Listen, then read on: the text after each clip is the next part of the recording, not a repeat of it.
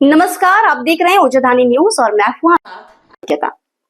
सिंगरौली जिले के मोरवा में जून की दोपहर विस्थापन संघर्ष समिति की एनसीएल से हो रही द्विपक्षीय वार्ता बिना किसी नतीजे के समाप्त हुई। संघर्ष समिति की पदाधिकारी की माने तो एनसीएल प्रबंधन द्वारा मांगों पर चर्चा करते हुए सुप्रीम कोर्ट के फैसले का हवाला देकर अपनी विवशता जाहिर की है। विस्थापित मंच के द्वारा प्रति बालिक व्यक्ति को 15 लाख रुपए, 40 गुणे 60 का प्लॉट या 18 लाख रुपए एवं अन्य कई मुद्दों पर चर्चा किया गया। संघर्ष समिति द्वारा सुप्रीम कोर्ट के फैसले का ऑर्डर मांगा गया, जिसके उपरांत उन्होंने कुछ दिनों बाद इसका ऑर्डर उपलब्ध कराने की बात की गई है। इस दौरान पुनर्वास स्थल को लेकर भी चर्चा हुई, जिन पर एनसीएल प्रबंधन के पदाधिकारी द्वारा कोई स्पष्ट जवाब नहीं दिया गया। गौरतलब है कि बैठक में विस्थापन संघर्ष समिति के संरक्षक रामलल्लू बैस भी पहुंचे थे। उन्होंने भी पूर्व में हुए विस्थापन को आधार बताते हुए स्थानीय लोगों को लाभ देने की बात कही। संघर्ष समिति के पदाधिकारियों के मुताबिक एनसीएल प्रबंधन बीते दिनों हुए कलेक्ट्रेट की बैठक को आधार बताते हुए शासकीय भूमि पर लगे बसे लोगों को सभी सुविधाओं को नहीं दे सकते। इसे लेकर वार्ता में काफ़ी गहमागहमी रही। संघर्ष समिति का मानना है कि सुप्रीम कोर्ट के फैसले कॉपी मिलने के बाद उसका अवलोकन किया जाएगा। इसके बाद आगामी रणनीति बनाई जाएगी। फिलहाल इस बैठक के दौरान एनसीएल प्रबंधन की ओर से निदेशक कार्मिक मनीष कुमार, महाप्रबंधक राजस्व निरंजन कुमार, महाप्रबंधक जयंत राजीव कुमार, एसओपी संजय जयंत, पीके त्रिपाठी एवं अन्य विभागीय अधिकारीगण उपस्थित रहे। वहीं विस्थापन संघर्ष समिति के साथ में सिंगरौली के पूर्व विधायक रामलल्लू बैस, अंतर्राष्ट्रीय मानवाधिकार एवं अपराध नियंत्रण संगठन के राष्ट्रीय महासचिव अमित कुमार तिवारी, राजेश गुप्ता, रंजेश शर्मा, बंटी सन्हा, रामदास राय, शंकर सोनी, सुशीला सिंह मौजूद रही। आज 5 तारीख को जो आंदोलन हुआ था, तो आंदोलन स्थल पर ही एनसीएल के अधिकारियों ने हम लोगों को समय दिया था कि 12 तारीख को एक मीटिंग करेंगे आपके साथ, और उस मीटिंग में हम लोग सकारात्मक दृष्टिकोण लेकर बैठेंगे और जो भी होगा उचित फैसला होगा वहाँ पर। लेकिन थोड़ी विसंगति इसमें आई। एक तो उन्होंने पहला पत्र जो जारी किया उसमें सिर्फ सिंगरौली विस्थापित संघर्ष समिति को बुलाया था। दूसरे पत्र में फिर उन्होंने एक ऐड कर दिया, कोई ओबीसी मोर्चा है उसको। फिर तीसरे पत्र में एक मजदूर विस्थापन संघ है उसको ऐड कर दिया।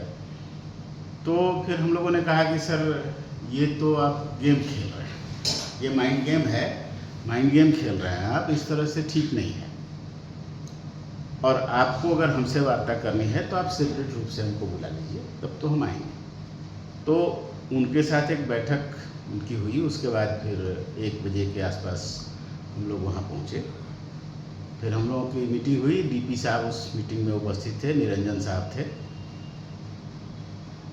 और लोग थे उसमें जो उनके अधिकारी थे।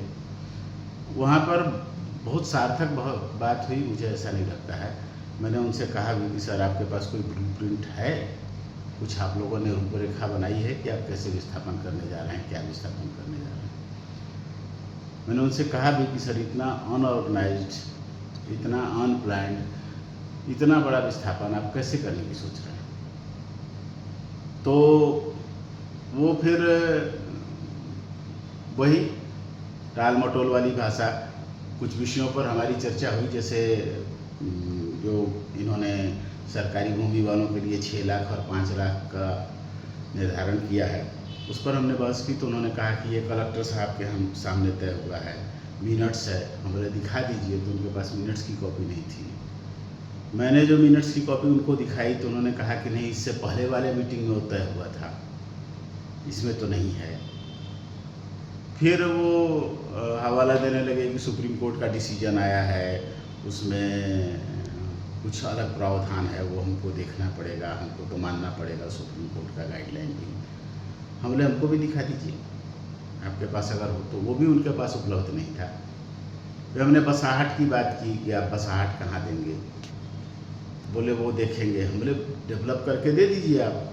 भाई आपके बड़े अधिकारी ने ये प्रॉमिस किया था कि हम आदर्श विस्थापन करेंगे, इतना बढ़िया विस्थापन करेंगे कि एग्जाम्पल होगा पूरे देश के लिए। आज वो सब बातें खत्म हो गई। आप पूरे शहर को विलोपित कर रहे हैं, एक शहर बसा के हमको दे दीजिए। बार बार हम लोग ये मांग कर रहे हैं, इस पर कोई ध्यान नहीं दे रहे हम लोग। उनका रवैया एकदम बड़ा मतलब दुखद है और बड़ा कष्ट होता है कि इतने बड़े पद पे बैठे हुए इतने महत्वपूर्ण पदों पर सुशोभित लोग इस तरह से बात करते हैं। हर बात कलेक्टर साहब पर फेंक देना, कलेक्टर साहब के मत्थे मढ़ देना, फिर अब कलेक्टर साहब ने ऐसा कहा है, कलेक्टर साहब ने वैसा कहा है, बड़ा दुखद है। आज के बैठक में कुछ सार्थक नतीजे निकल के आए? मेरे दृष्टिकोण से नहीं, कुछ भी नहीं। हमने बात की, हम बोले 12,000 बच्चे पढ़ते हैं यहाँ पर स्कूल कॉलेज मिला के, उनके बारे में आप क्या सोच रहे हैं? देखते हैं, उनके बारे में भी हम लोग कुछ विचार कर रहे हैं। ये कोई जवाब हुआ? हमने कहा कि आप 18 वर्ष से ऊपर के बच्चों के लिए तो सोच रहे हैं, 18 वर्ष से नीचे के जो बच्चे हैं जिनके सामने पूरा भविष्य पड़ा हुआ है, उनके बारे में क्या सोच रहे हैं? अरे उनके बारे में तो अभी हम लोग कुछ नहीं सोचे हैं।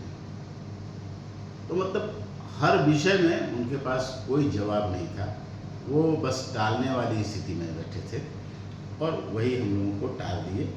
ठीक है, उन लोगों ने कहा कि हम आपको सुप्रीम कोर्ट का गाइडलाइन जो है, सुप्रीम कोर्ट का जो डिसीजन है वो प्रोवाइड कर देंगे, आप उसको देख लीजिए। हमने ठीक है, मेरे को दे दीजिए। खबरों में फिलहाल इतना ही। बने रहे ओजधानी न्यूज के साथ। नमस्कार।